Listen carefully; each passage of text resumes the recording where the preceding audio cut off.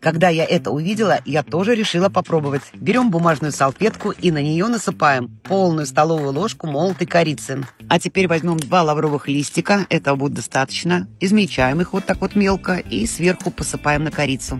Ну а чтобы было совсем повкусней, можно добавить несколько штучек раздавленного душистого перца.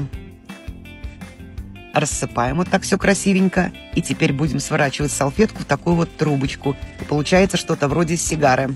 Теперь края нужно хорошенько поджать с обеих сторон, ну так как мы конфетку заворачиваем.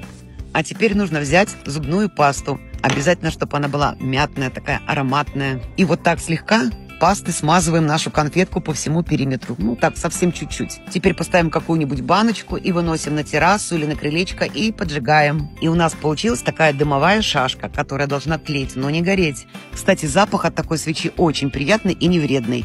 Но вот мухи, комары и мошки что-то не заценили.